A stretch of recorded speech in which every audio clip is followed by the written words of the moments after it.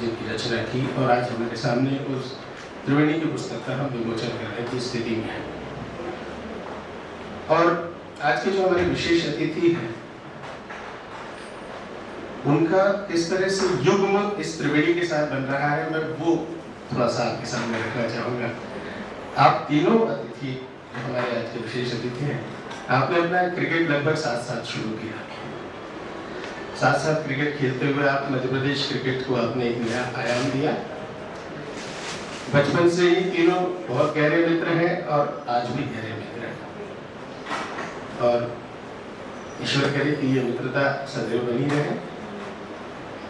Cricket जगत में आप लोगों को त्रिदेव के नाम से जाना जाता है।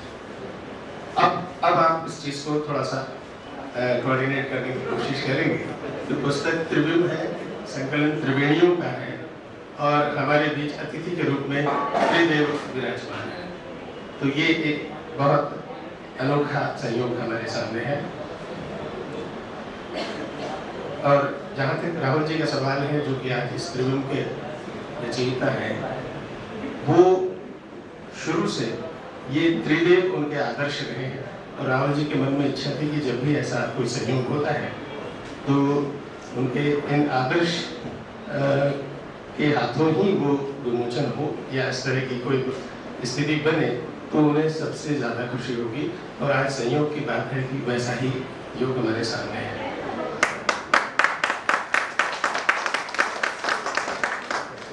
और राहुल जी के लफ्जों में भी कहूँ तो राहुल ने यही कहना था कि यदि इस पुस्तक का विमोचन त्रिदेव के हाथों नहीं हुआ तो ये लोकार्पण अधूरा ही रह जाएगा। और इस बात की हमें खुशी है कि आप तीनों ने हमें अपने व्यस्त समय में से अपना समय निकाल कर इस विमोचन के लिए थोड़ा समय दिया। हम आपके आभारी हैं। आपका बहुत बहुत स्वागत। एक छोटी सी औपचारिकता मैं करना चाहूँगा कि हम अपने अतिथियों का स्वागत करें। तो मेरी गुजारिश है राहुल जी से कि राहुल जी सबसे पहले आप अमिताभ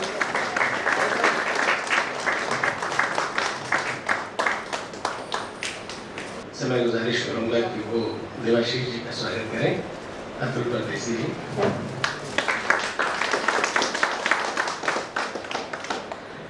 और मिसेस ज्योत्सना जगताप जी से मेरी गुजारिश है कि वो आए और संदीप कर्णिक जी का स्वागत करें।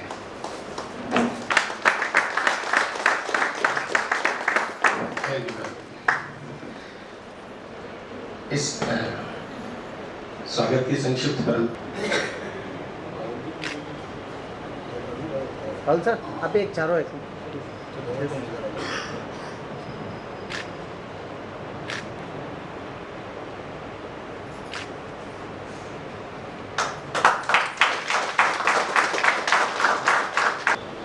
बहुत बहुत धन्यवाद। इस दीप प्रज्वलन के साथ ही हम ये आह्वान करें, ये अपेक्षा करें कि माँ सरस्वती अपना ज्ञान, अपना सृजन सब आज ऊंचाइयों को प्राप्त करें। मित्रों, त्रिवेणी एक विशेष आयाम है काव्य रचना का।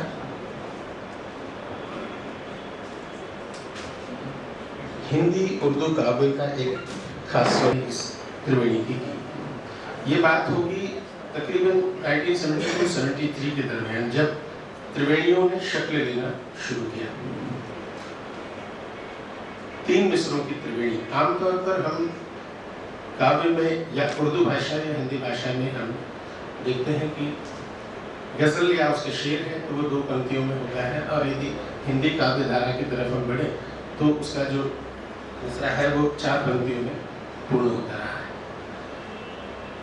गुलजार साहब ने इसमें एक नया आयाम स्थापित किया और इसमें कहीं न कहीं एक तीसरी पंक्ति के महत्व को उन्होंने हाईलाइट करते हुए बताया। 2 मिसरे तो अपने आप में पूर्ण काव्य का रूप बनते ही है, और उसके बाद उन्होंने बड़ी सफाई से उसमें एक तीसरा मिसरा ऐड किया, और वो जो था उस मिसरे के ऐड होने से उस कविता को एक नई शक्ल, एक नई दिशा, एक नया डायमेंशन मिला। वो एक नए विधा थी जिस पर कि उन्होंने बरसों से वर्कआउट किया और 72, 73 से अनवरत वो इस पर लिखते चले आए।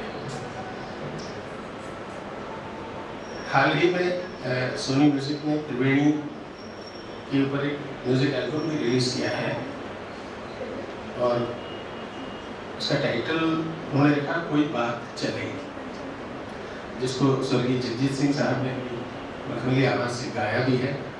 ज़रूर हम लोग कोशिश करेंगे यदि वो हमें मिल सके तो हम उसे ज़रूर सुने। बहुत मेमोरेबल एल्बम है। गुलजार साहब की त्रिवेणियों पर वर्कआउट करते करते अनायास उनकी त्रिवेणी पर नजर जाकर ठहरी। आपसे भी मैं वो बात शेयर करूं कि त्रिवेणी का स्वरूप कैसा है। जुल्फ में यूं चमक रही है बूंद, जुल्फ में यूं चमक रही है बूंद, जैसे बेरी में तन्हा एक जुगनू। ये दो पंक्तियां इन्होंने स्टैब्लिश कर दिया उस मीनिंग को कि जुल्फ में यूं चमक रही है बूंद, जैसे बेरी में तन्हा एक जुगनू। और इसके बाद अचानक एक तीसरा मिसरा आता है, क्या बुरा है जो छत टपकती है। जुल्फ में यूं चमक रही है बूंद, जैसे बेरी में तन्हा एक जुगनू, क्या बुरा है जो छत टपकती है। उन पंक्तियों के मीनिंग को ले जाकर उसने वो एक डिफरेंट हाइट पर रख दिया जो हम इससे पहले अज्यूम नहीं कर पा रहे थे, जिसकी कल्पना नहीं कर पा रहे। ये खासियत इन त्रिवेणियों की रही। और सन 2001 में गुलजार साहब की त्रिवेणी संकलन प्रकाशित हुआ। उस समय गुलजार साहब का क्या कथन है मैं वो आपसे शेयर करना चाहता हूँ कि 72, 73 में इन त्रिवेणियों ने शक्ल लेना शुरू किया और इस दौरान कमलेश्वर साहब एक पत्रिका आया करती थी सारिका, तो गुलजार साहब लगातार उस सारिका में कमलेश्वर साहब उसके एडिटर हुआ करते थे और इन त्रिवेणियों का प्रकाशन सदैव होता रहा। और गुलजार साहब का कहना है कि 72-73 से लगातार ये त्रिवेणियां प्रकाशित होती रही और अब यानी जब वो प्रकाशन उनकी पुस्तक आई 2001 में, उन्होंने कहा कि और अब त्रिवेणी को बालिग होते होते 27-28 वर्ष लग गए। ये गुलजार साहब का स्टेटमेंट है। और अब 2013 में राहुल की त्रिवेणी क्या कहती है, अब हम वो देखें कि बिलख कर दीवार पर हाथ दे मारा, बिलख कर दीवार पर हाथ दे मारे, सारी की सारी चूड़ियां धस गई कलाई में। बिलख कर दीवार पर हाथ दे मारे, सारी की सारी चूड़ियां धस गई कलाई में, सरहद से तिरंगा लपेट कर लौटा है कोई।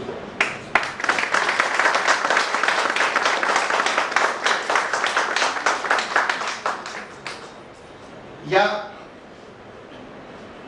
दीवार पर दे मारी शराब की बोतल, दीवार पर दे मारी शराब की बोतल, घंटों फपक फपक कर रोता रहा। अब देखिएगा कॉन्ट्रास्ट पर नजर डालिएगा कि दीवार पर दे मारी शराब की बोतल, घंटों फपक फपक कर रोता रहा। बेटी ने पूछ लिया था, पापा आपके बाद हमारा क्या होगा।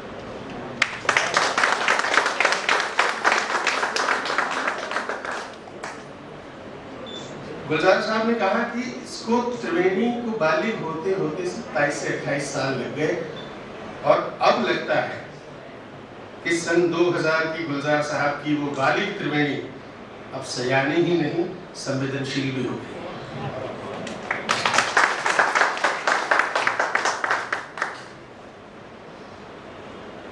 हमें आदरणीय अजातशत्रु साहब का भी स्टेटमेंट इस पुस्तक पर मिला। हम बहुत भाग्यशाली हैं कि उन्होंने इतने बड़े राइटर ने हमारे लिए समय निकाला, राहुल जी के लिए समय निकाला और इस पुस्तक को सम्मान देते हुए उन्होंने अपने कुछ कमेंट्स इस पुस्तक के लिए दिए हैं।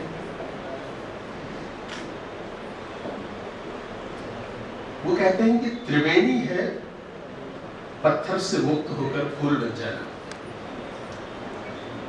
फिर कहते हैं वो नहीं फूल भी पत्थर है, इसलिए उसके आगे सुवास बन जाना, उसका एहसास कराना। गरज की वही कविता कविता है जो शब्द होते हुए भी उसे कहती है जो शब्द में नहीं है, या जहाँ शून्य कहना भी पत्थर है, वजन है शरीर के मांस का बोझ। सिफारिश करता हूँ कि यदि आप शरीर को ड्राइंग रूम में रखकर खिड़की के बाहर उड़ जाना चाहते हैं तो राहुल जगताप की चंद चुनिंदा त्रिवेणियों को पढ़ें और कुछ पल के लिए देह मुक्ति का एहसास करें।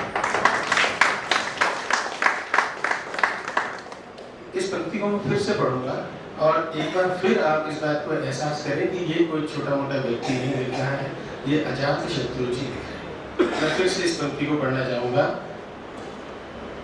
कि यदि आप शरीर को ड्राइंग रूम में रखकर खिड़की से बाहर उड़ जाना चाहते हैं तो राहुल की इन चंद चुनिंदा त्रिवेणियों को पढ़ें और कुछ पलों को देह मुक्ति का एहसास करें। यह भी कि 3 चोटियों में तीसरी चोटी गायब रहती है, लिहाजा आपके बगल में भी कोई खड़ा है जो वहां नहीं है, यह एहसास करें। राहुल की कविताओं में अनुपस्थित की उपस्थिति है, क्योंकि उपस्थित शब्द उसका आभास कराते हैं। जो अनुपस्थित रहकर उपस्थित है और देखा नहीं बल्कि भुटका जाता है। मेरी समझ यह भी है कि राहुल कविता का सहारा नहीं लेते तो लेखा पाली की ठिकाती नौकरी में अब तक पत्थर आ गए होते। पत्थर होने से बचना बचाना ही कविता की खुद पर और जमाने पर मेहरबानी है। मिस्टर अकाउंटेंट, कवि होने पर आपको बधाई। यह संग्रह नहीं, यह संग्रह जहाँ सायस नहीं है वहाँ वहाँ बेहद पठनीय है। अजात शत्रु।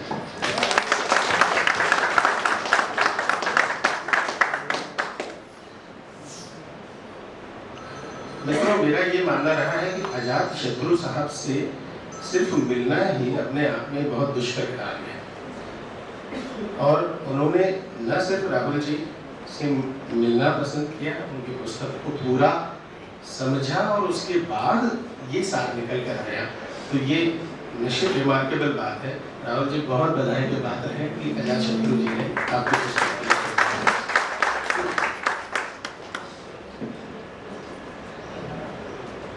देवेंद्र जी का भी एक स्टेटमेंट हमारे पास है और उसकी भी मैं ब्रीफिंग।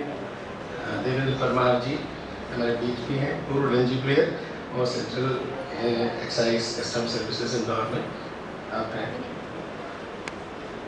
राहुल जी के साथ शुरू से आप लोगों का सानिध्य रहा है, तो उन्होंने अपने उस समय के काल को से बात शुरू। संभावनाएं इस बात की ज़्यादा बन रही थी कि राहुल जी बहुत अच्छे क्रिकेटर बनेंगे, मगर बाद में धीरे धीरे वो परिवर्तन आता चला गया और ये बुरी आदत राहुल जी को लगी।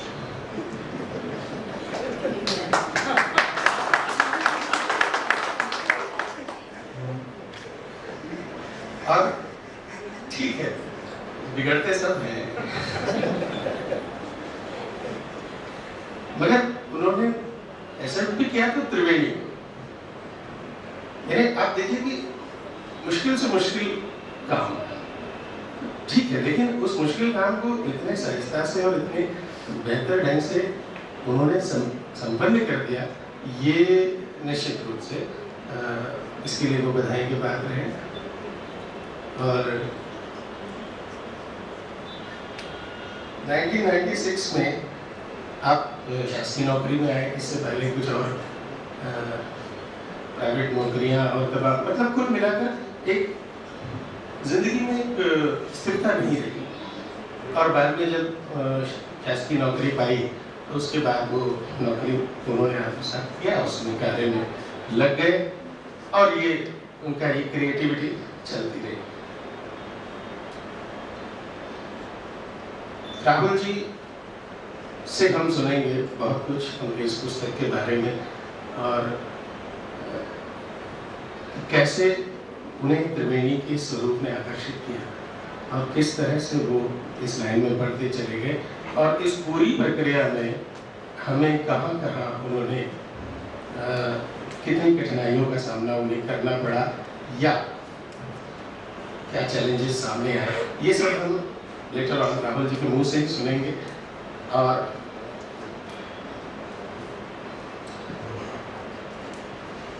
दरअसल होता यह है कि सृजन करना अपने आप में एक बड़ा मुश्किल सा काम है। साहित्यकारों का ये मानना रहा है कि पीड़ा जब अपने अतिरेक पर होती है तब कहीं जाकर सृजन का पहले पायदान आती है। जब तक हम उसे महसूस नहीं कर लेते, उस पीड़ा को जब तक हम अपने करीब अपने अंदर आत्मसात नहीं कर पाते हैं,